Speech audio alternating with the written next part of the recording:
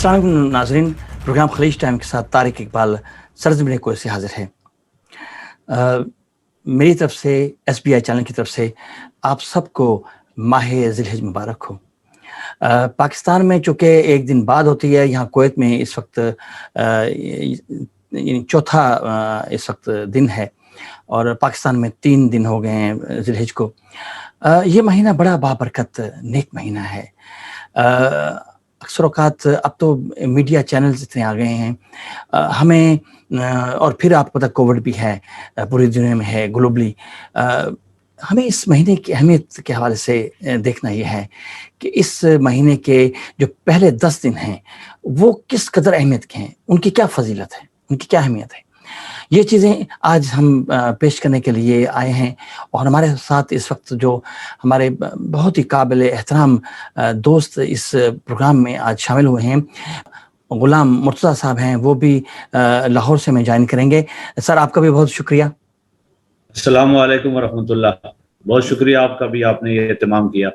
जी बिल्कुल। गुलाम मुर्तज़ा साहब हैं, एक बहुत बड़े माशाल्लाह इनका नाम है और जैसा कि हम अपने टाइटल में भी ये बता चुके थे कि आप डायरेक्टर निज़ामत तरबियात के हवाले से इदारा मिनहाजुल कुरान से वाबस्ता हैं जो लाहौर में है।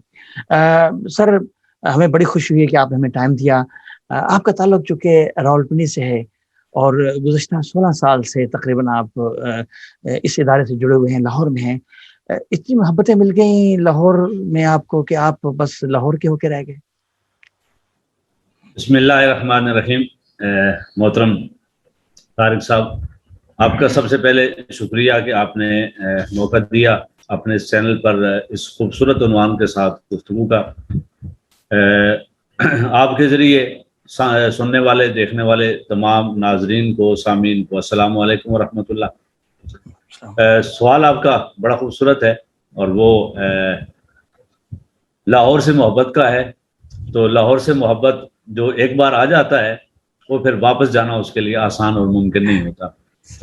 ताल्लुक़ रावलपिंडी से है और 1989 में जामिया इस्लामिया मिनहाजुल कुरान में एडमिशन का मौका मुयसर आया लाहौर में, जो मिनहाजुल कुरान का पहला तालीमी इदारा है।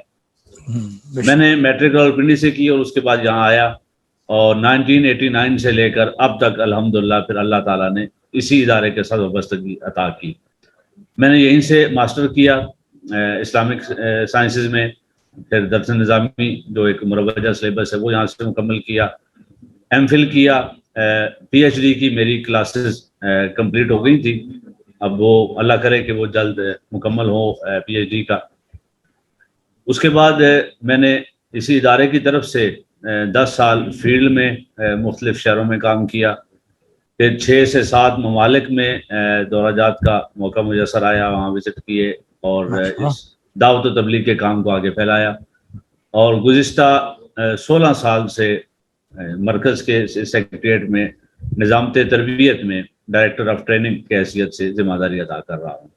माशाल्लाह माशाल्लाह। अच्छा, अब गुलाम मुर्तज़ा साहब, एक कंसेप्ट है कि हमारे यहाँ इस इदारे का एक दीनी तालीम तक हद तक था, लेकिन चूंकि आपका एक मुकम्मल शोबा है, तरबियात के हवाले से आपका शोबा है और इतना काम कर रहे हैं, एक टीम है, लोग हैं और पता नहीं कहाँ तक ज़िलाई लिहाज से डिस्ट्रिक्ट को छोड़ के फिर तहसील के हवाले से भी।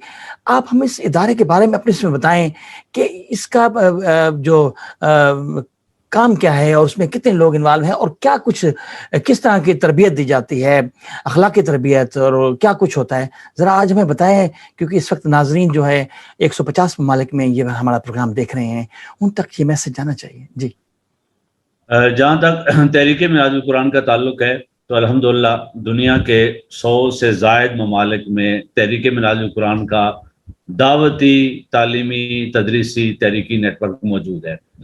तहरीक मिनहाजुल कुरान के बुनियादी मकासद उनमें से चंद एक मुख्तसर अर्ज कर देता हूँ। जी जी। बुनियादी मकसद दावत व तबलीग हक है, यानी दीन इस्लाम की दावत को सारी कायनात तक पहुँचाना। ये तहरीक मिनहाजुल कुरान के मकासद या अहदाफ में से सबसे पहला मकसद है। दूसरा, इस्लाह अहवाल उम्मत, इस उम्मत में मुसलमानों और इंसानियत के احوال کی اصلاح کا فریضہ منہاج القرآن گزشتہ 40 سالوں سے ادا کر رہا ہے۔ تیسرا تجدید و احیاء دین ہے، یعنی اس دور میں جب ہم 14 صدیاں گزار چکے ہیں اور آج کے دور میں جب یہ سوال اٹھتا ہے کہ کیا آج بھی اسلام قابل عمل دین ہے، کیا دور حاضر کے تقاضوں کے مطابق بھی اسلام رہنمائی کر سکتا ہے، تو تیسرا فریضہ ہمارا وہ تجدید و احیاء دین، یعنی اس دور میں یہ ثابت کرنا کہ دین اسلام سے بہتر کوئی دنیا کا اسوہ اور لائق عمل ایسا نہیں ہے جس کے مطابق انسان بہترین زندگی گزار سکے۔ اس کو دور حاضر کے ہر پہلو سے ثابت کرنا، سمجھانا علمی دلائل کے ساتھ، اور اسلام پر عمل کرنے کے لیے ایک متبادل نظام فراہم کرنا، یہ تحریک منہاج القرآن کے تیسرا مقصد ہے۔ چوتھا ہے ترویج و اشاعت اسلام، کہ اس دین کی تعلیمات کو صرف پاکستان یا اس کے کسی ایک خطے تک نہیں، کسی ایک رنگ اور نسل کے لوگوں تک کے لیے نہیں، بلکہ ساری انسانیت تک اس پیغام کو پہنچانا، یہ ہمارے بنیادی مقاصد میں سے چوتھا مقصد ہے۔ یہ ہے تحریک منہاج القرآن۔ اب اس تحریک منہاج القرآن کے تحت پاکستان میں جو مرکزی سیکریٹریٹ ہے ہمارا، اس میں کوئی کم و بیش 30 سے زائد شعبہ جات ہیں۔ ان میں سے ایک شعبہ ہے ہمارا ڈائریکٹریٹ آف ٹریننگ یا نظامت تربیت۔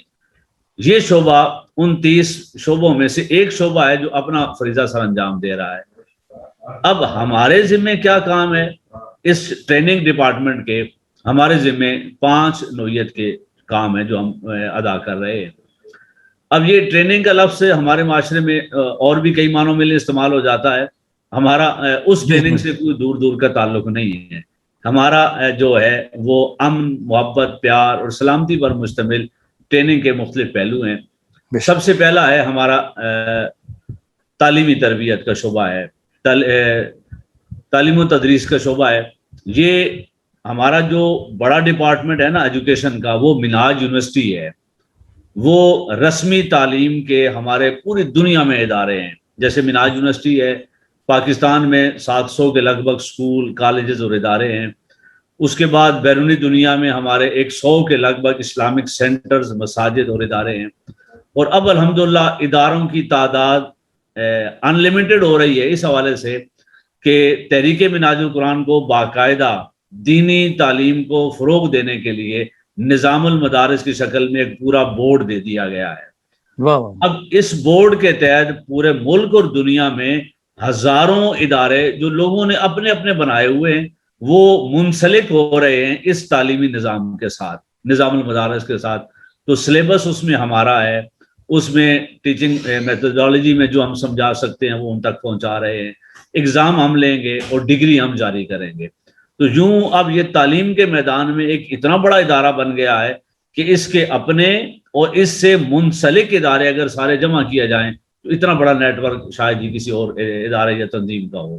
وہ ایک الگ موضوع ہے، وہ ہے رسمی تعلیم اور اس کے ادارے۔ ہمارے ذمہ ڈائریکٹریٹ آف ٹریننگ کے ذمہ غیر رسمی تعلیم میں، جسے ہم عام طور پر کہتے ہیں کہ گلی محلے میں لوگوں کو دین کی تعلیم سکھانا اور سمجھانا۔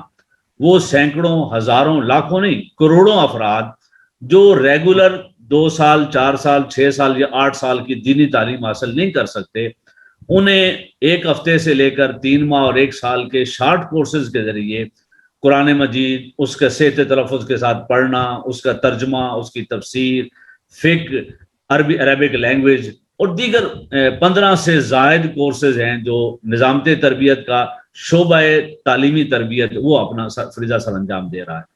اس کے تحت ہمارا سب سے بڑا جو کورس ہے وہ ڈپلومہ ان قرآن اسٹڈی ہے۔ یہ ایک ٹیچر ٹریننگ کیمپ ہے جس میں ہم گریجویٹس کو جمع کر کے پورے ملک میں کہیں بھی جہاں ہماری تنظیمات مینج کرتی ہیں، ہم 100 افراد کی کلاس بنا کر ان کو 10 دنوں میں، یہ ایک یونیک قسم کا کورس ہے۔ آپ کی وساطت سے سارے احباب سن رہے ہیں یہ میسج، ایسا یونیک کورس ہے کہ صرف 10 دنوں میں ہم 3-4 بڑی بڑی سکلز پیدا کرتے ہیں۔ ایک پوری قرات و تجوید پڑھا کر، زبانی یاد کروا کر اس کی پریکٹس کرواتے ہیں۔ دوسرا، پہلے پارے کا لفظی اور بامحاورہ ترجمہ عربی گرامر پڑھا اور سمجھا کے سکھاتے ہیں۔ اور تیسرا، پرسنالٹی ڈیولپمنٹ کے اعتبار سے اسپیکنگ سکل، تاکہ وہ ہمارا آنے والا اسٹوڈنٹ کل معلم بن جائے اور آگے پڑھا سکے. تو یہ یونیک کام ہے دنیا میں کہ 10 دنوں میں یہ ساری اسکل کیسے دی جاتی ہیں. الحمدللہ ہم یہ 15 سال سے کر رہے ہیں. ہمارا ایک میتھڈ ہے حضور شیخ الاسلام ڈاکٹر محمد طاہر القادری صاحب کی ہدایات اور رہنمائی اور توجہ میں ہم انشاءاللہ یہ کام کر رہے ہیں. دوسرا بڑا کام جو ہمارے شعبے کا ہے وہ تنظیمی تربیت ہے. تنظیمی تربیت سے کیا مراد ہے؟ مرکز لاہور منہاج القرآن سے لے کر مختلف شہروں میں یونین کونسل تک ہمارا تنظیمی نیٹ ورک ہے. وہ سینکڑوں نہیں، کم و بیش 40 سے 50 ہزار افراد تنظیمی نیٹ ورک میں بطور عہدیدار کام کر رہے ہیں. اتنے بڑے نیٹ ورک کو اس کا کام سمجھانا، طریقہ کار بتانا، عہدہ اور ذمہ داریاں بتانا، ان کے اندر ڈیولپمنٹ کے ایسے کورسز کریٹ کرنا تاکہ ان کو لیڈرشپ ڈیولپمنٹ ان کے اندر ہو جائے، وہ لیڈنگ کر سکیں، لوگوں کو اپنے ساتھ ٹیم ورک کے ساتھ ملا کے چلا سکیں. تو یہ سارے کورسز جاری رہتے ہیں، یہ ٹریننگ کیمپ جاری رہتے ہیں ہمارے. تیسرا ہمارا شعبہ ہے اخلاقی روحانی تربیت کا، جس میں ہم شب بیداریاں دیگر ذرائع کے ذریعے لوگوں کے اندر اخلاقی اور روحانی تربیت کرتے ہیں. چوتھا شعبہ ہمارا آئیڈیالوجیکل ٹریننگ کا ہے، وہ فکری تربیت کا ہے. اس شعبے میں ہم لوگوں کو اسلام کی احیاء کی فکر سمجھاتے ہیں، موٹیویشن دیتے ہیں، ان کے سوالوں کے جواب دیتے ہیں. اور ابھی جو آپ ابتدا میں ایک جملہ آپ نے بولا کہ آپ کا جو ویو ہے، آپ کا جو کیمرہ ہے، آپ کا جو سیٹ اپ ہے، آپ کو گائیڈ نہیں کرنا پڑا اور آٹومیٹک وہ ہم آنے رہو گے آپ کے ساتھ. تو یہ ہمارا 5واں کام ہے. ہم میڈیا ٹریننگ دیتے ہیں. ہمارے ڈپارٹمنٹ نے ایک میڈیا ٹریننگ کلب بنایا ہوا ہے. ہمارے وہ جو اسکالرز نیشنل چینلز پر جاتے ہیں، اس سے پہلے ہم منہاج ٹی وی پر پروگرام کریٹ کر کے ان کو کیمرہ فیسنگ سکھاتے ہیں، ان کو ڈریسنگ سکھاتے ہیں، ان کو سارے کام سکھاتے ہیں. اب الحمدللہ وہ جاتے ہیں مختلف چینلز پر. اور 5واں ایک اور کام چھوٹا سا ہے ہمارا، وہ پوری دنیا میں جو اپائنٹمنٹس ہوتی ہیں اسلامک سینٹرز میں، وہ ہمارا جو شعبہ ہے وہ ان کے ایگزام، ان کے انٹرویوز کنڈکٹ کرتا ہے اور سلیکشن کر کے ڈاکٹر صاحب کو پیش کرتا ہے، پھر ان کی اپوائنٹمنٹ ہوتی ہے. تو یہ 5-6 نوعیت کے کام جو ہمارا ڈپارٹمنٹ دے رہا ہے، 10 افراد کی پوری ایک ٹیم ہے جو یہ کام کر رہی ہے. واہ واہ. اچھا غلام مرتضیٰ صاحب، ہم اس دن کی اہمیت، اس ماہ کی اہمیت اور اس پہلے جو 10 دن ہیں عشرہ، اس کے حوالے سے ہم نے ابھی حافظ شیخ اسحاق زاہد صاحب سے تفصیلی بات بھی کی تھی. آپ ہمیں ان پوائنٹس کے حوالہ کچھ ہمیں یہ بتائیں کہ آپ کو پتہ ہے کہ پھر یہ اس کے بعد عید کے ایام بھی آئیں گے، قربانی کے دن بھی آئیں گے. تو تھوڑا سا ہمیں اس دن کی اور اس عشرے کے حوالے سے بتائیں، اور پھر جو عید کے حوالے سے ہوگا، قربانی کے حوالے سے ہوگا، اس سے ہمیں کچھ بتائیں. جی. قرآن مجید میں اللہ رب العزت نے سورہ فجر کی پہلی 2-3 آیات میں جو ان کی فضیلت بیان کی، ان 10 ایام میں دیکھیں نا کہ کون کون سے کام ہیں جس کی وجہ سے یہ 10 ایام فضیلت والے ہو جاتے ہیں. سب سے پہلے اسلام کی سب سے بڑی عبادت حج کی عبادت انہی ایام کے اندر ہوتی ہے. پہلی بڑی فضیلت تو ایام حج کی وجہ سے ذی الحجہ کے ان ایام کو میسر ہے. دوسری بڑی فضیلت وہ قربانی سیدنا ابراہیم علیہ السلام اور اسماعیل علیہ السلام کی ہے. جی. والد کی قربانی کہ انہوں نے اللہ کی رضا کے لیے اپنے بیٹے کو ذبح کیا، اور بیٹے کی قربانی کہ انہوں نے اللہ کی رضا کے لیے بن دیکھے بن سنے اپنے باپ کی آرزو اور خواہش سن کر اپنے آپ کو پیش کر دیا. دوسری بڑی فضیلت اس قربانی کی ہے. تیسری بڑی فضیلت ان ایام کی کہ ان ایام میں اللہ نے اتنا بڑا کرم کیا انسانیت پر اور امت مصطفیٰ صلی اللہ علیہ وسلم پر کہ یہ آیت کریمہ اتری، الیوم اکملت لکم دینکم واتممت علیکم نعمتی ورضیت لکم الاسلام دینا. کہ مسلمانوں کو خوشخبری دی کہ آج ہم نے تمہارے لیے تمہارا دین مکمل کر دیا ہے اور تم پر اپنی نعمت تمام کر دی ہے، اور تمہارے لیے اللہ نے اسلام کو بطور دین پسند کیا ہے. تو یہ تکمیل دین انہی ایام میں حج کے موقع پر یہ آیا مقدسہ نازل ہوئی اور اللہ تبارک و تعالیٰ نے یہ خوشخبری عطا کی. تو یہ ان ایام کی ایک اور بڑی فضیلت ہے. اس سے متعلق ہی غالباً ایک عیسائی نے سیدنا عمر فاروق رضی اللہ تعالیٰ عنہ سے عرض کی کہ یہ آپ کے دین میں ایک ایسی آیت ہے کہ اگر وہ آیت ہم پر نازل ہوتی تو ہم اس دن کو عید بناتے. ہم نے پوچھا وہ کون سی؟ تو اس نے یہی آیت پڑھی کہ الیوم اکملت لکم دینکم واتممت علیکم نعمتی. تو آپ نے کہا تو ہم تو الحمدللہ پہلے ہی اس کو عید بنائے ہوئے ہیں. یہ ہمارے نزدیک عید کا دن ہے اور عید الاضحیٰ ہے کہ جس میں اللہ تبارک و تعالیٰ نے ہمارے لیے ہمارا دین مکمل کیا. تو پھر عید الاضحیٰ کی خوشی ہے. اور ادھر ابراہیم علیہ السلام نے قربانی کی اور آج تک انسانیت اس دن پر اللہ اور اللہ کے رسول کی رضا کے لیے قربانی کرتی ہے. تو یہ جب سارے ایام، یہ ساری فضیلتیں ان 10 ایام میں جمع ہوتی ہیں تو یہ ایام دنیا کے بہترین ایام، اسلام کے اعتبار سے خوبصورت ترین دنیا کے ایام یہ بن جاتے ہیں. اور اس کے علاوہ اس کے آخری 9 سے لے کر 13 4 دنوں میں ہم خصوصاً اہتمام کے ساتھ، پورے 10 دنوں میں بھی ہے لیکن ان 4 آخری دنوں میں اہتمام کے ساتھ ایام تشریق مناتے ہیں اور اللہ تبارک و تعالیٰ کی تکبیر کو بلند کرتے ہیں.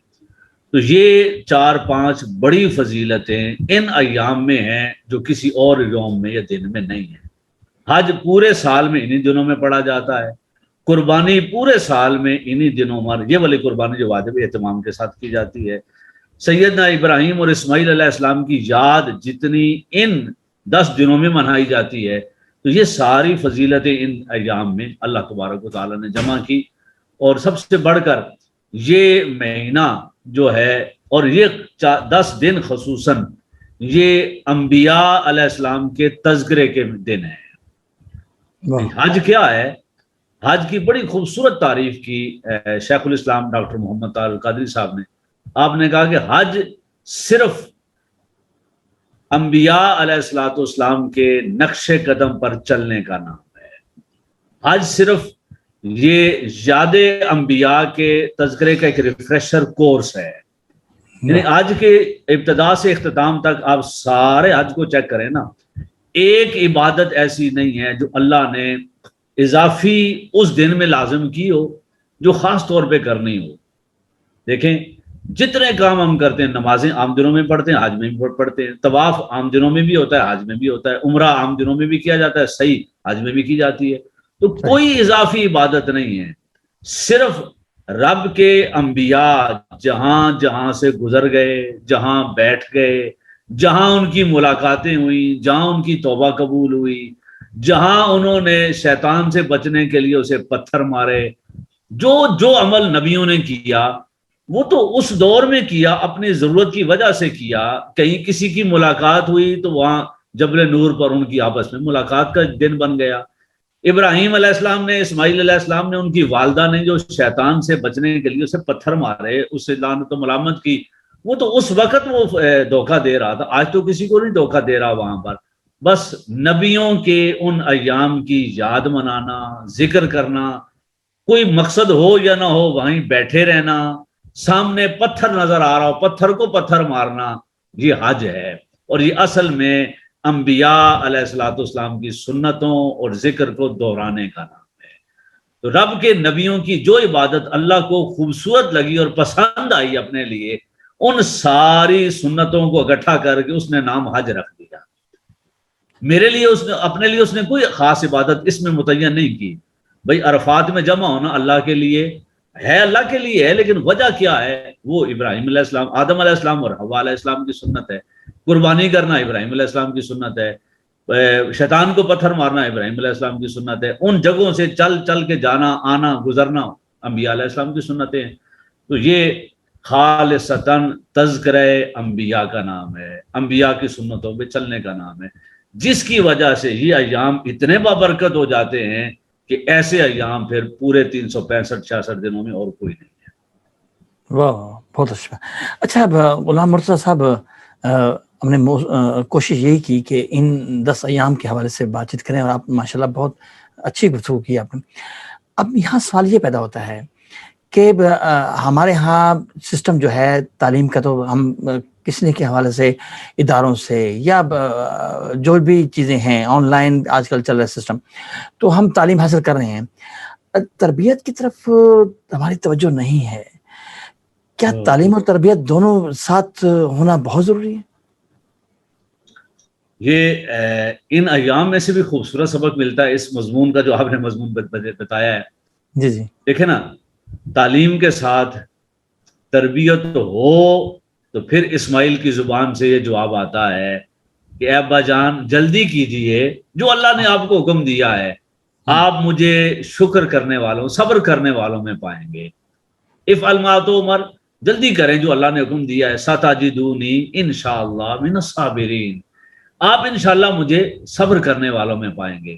تو اقبال نے اسی موقع پہ کہا تھا نا کہ یہ فیضان نظر تھا کہ مکتب کی کرامت تھی، کس نے سکھائے اسماعیل کو آداب فرزندی. تو یہ تربیت نہ ہو تو پھر اولاد کی زبانوں سے یہ جواب نہیں آتے. اگر تربیت ہو تو پھر اولاد جان قربان کرنے کو بھی شرف اور سعادت سمجھتی ہے. کہ اب اندازہ لگائیں نا، ہم سوچ نہیں سکتے آج کے معاشرے میں کوئی ایسا جواب دے.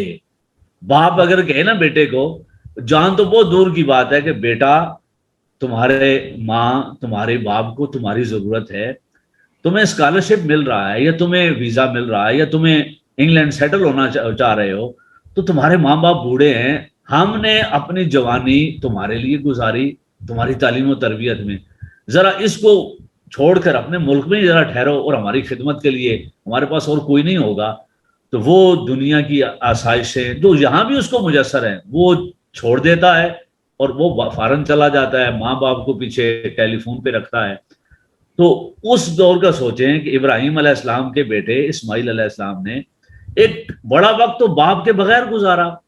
آپ کو بیاب و گیا میدان میں چھوڑ گئے، آپ تشریف لے گئے، پھر واپس آئے اور اتنے ہی جوان ہوئے تھے کہ ابھی آپ نے چلنا پھرنا بھاگنا دوڑنا شروع کیا. تو آپ نے یہ خواب سنا بتایا. اب اسماعیل علیہ السلام سوال کر سکتے تھے نا، جتنی معلومات اس نبی کے گھرانے میں ان کو میسر تھی، کہ ابا جان آپ سے پہلے کسی نبی نے اپنے بیٹے کو ذبح کیا ہے؟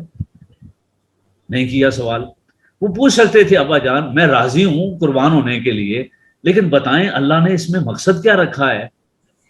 وہ یہ پوچھ سکتے تھے کہ والد محترم میں جان دینے کو تیار ہوں، لیکن اس کا جزا کیا ہے، صلہ کیا ہے، مجھے ملے گا کیا، میں کیوں جان قربان کروں، قربان جائیں. یہ سارے سوالات نہیں تھے، بلکہ کہا کہ جلدی کریں، مجھے بس صبر کرنے والا نہیں، صبر کرنے والوں کی لائن میں پائیں گے. عاجزی کی انتہا ہے اس جملے میں کہ اپنے آپ کو صابر نہیں کہا، صابروں کے ساتھ کہا ہے. تو یہ وہ تربیت ہے. یہ تربیت ہو تو اولادیں اسماعیل بنتی ہیں. جو اس دن کا پیغام ہے، آپ نے پوچھا اسحاق صاحب سے بھی کہ آج کے دن کا پیغام کیا ہے، تو یہ پیغام ہے.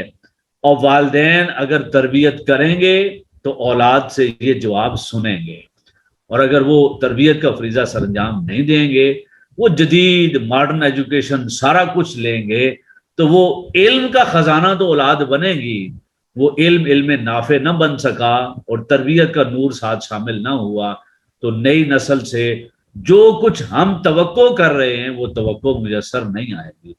پھر علم انہیں جو راستہ دکھائے گا وہ اسی طرف چلیں گے. پھر وہ علم جو کورس انہیں جو ڈگری دے گا اس پہ جو ان کو تنخواہ ملے گی یا جس جو جاب ملے گی اس طرف جائیں گے. وہ پھر ملک اور قوم کے لیے اپنی قربانی دینے کے لیے تیار نہیں ہوں گے. وہ تو ابراہیم علیہ السلام اور اسماعیل علیہ السلام ایک سمبل ہے ہمارے لیے. آج آپ جس شے کی قربانی چاہتے ہیں، تربیت کے بنا قربانی نہیں ہو سکتی. قربانی تشکیل پاتی ہے تربیت سے. مثلا اپنی خواہشات چھوڑنی اور اللہ کی رضا پہ راضی ہونا ہے، اپنی خواہشات کی قربانی دینی ہے. اپنے وطن کی خدمت کرنی ہے تو فارن کی سہولتیں اور چھوڑ ان کی قربانی دے کر اپنے وطن کے لیے تن من دھن قربان کرنا ہے. اگر ماں باپ کی خدمت کرنی ہے تو پھر بہت سی آپشنیں، اپرچونٹیاں، مواقع، ان کی قربانی دیں گے تو انہیں آپ کو دنیا میں بھی اور آخرت میں جنتیں اور جو اجر و ثواب ملے گا. تو تربیت قربانی دینے پر تیار کرتی ہے. تربیت جزا نہیں پوچھتی. تربیت ہو جائے نا تو پھر وہ قربانی دینے والا جزا نہیں پوچھتا، وہ باپ کے حکم کو دیکھتا ہے، اس کی مرضی اور خواہش کو دیکھتا ہے. تربیت نہ ہو تو پھر سینکڑوں سوال جنم لیتے ہیں کہ یہ دنیا آسائشیں لے رہی ہے، اب دنیا ترقی کر رہی ہے، آگے جا بڑھ رہی ہے، اور وہ برین ڈرین ہو رہا ہے ساری دنیا میں، تو ہم کیوں نہ نکل جائیں اپورچونٹی کے لیے.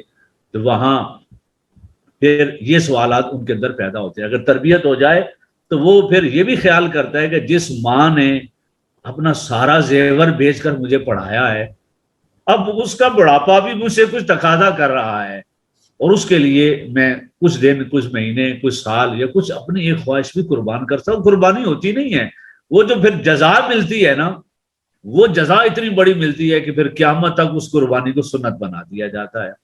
وہ جزا اگر پتہ چل جائے نا، اندازہ اس کا ہو جائے، تو پھر وہ عمل اس پر اتنا آسان ہو جاتا ہے کہ بندہ کہتا ہے یہ تو قربانی کی تو کوئی حیثیت ہی نہیں ہے جتنی بڑی اجر و جزا ہے. تو قوموں کی زندگی میں، اولاد کی تربیت میں کسی بھی سطح پر تربیت کو شامل کریں گے تو علم نور اور نفع دے گا. تربیت کو شامل نہیں کریں گے تو وہ علم ترقی کے راستے تو دکھائے گا، وہ قربانی، رضا، دوسروں کے لیے سرو کرنا، یہ راستے نہیں دکھائے گا. تو تربیت کے بغیر علم اپنی افادیت نہیں رکھتا. واہ واہ، بہت بہت شکریہ غلام مرتضیٰ صاحب، آپ سے بات کر کے بہت اچھا لگا، اور ہمیں کوشش ہوگی کہ انشاءاللہ اس طرح کے پروگرامز جو ہیں ہم گاہے بگاہے جو ہیں اپنے خلیج ٹائم کے ذریعے آپ تک پہنچاتے رہیں. آپ کا بہت بہت شکریہ. ناظرین، جیسا کہ ابھی ہم نے ذکر کیا تھا تعلیم اور تربیت کا، اور بڑے خوبصورت انداز سے علامہ صاحب نے اس کا نقشہ کھینچا اور اسے سنت ابراہیمی کی طرف لے گئے، اور اس سے یہی نتیجہ نکلتا ہے کہ تربیت، تعلیم کے ساتھ جب تربیت ہو جائے تو یقینی طور پہ جب عید آنے والی ہے، عید کی خوشیوں میں اپنے ان غریب دوستوں کو، اپنے ان رشتہ داروں کو شامل کریں ان خوشیوں میں. تو میرے خیال ہے کہ یہ ایک اچھا ٹچ ہوگا اور ہمیں ایسا کرنا چاہیے. آپ لوگوں کا بہت بہت شکریہ سر. اجازت چاہوں گا، انشاءاللہ ایک نئے سیگمنٹ کے ساتھ انشاءاللہ ہم آپ کی خدمت میں پھر حاضر ہوں گے. اللہ حافظ.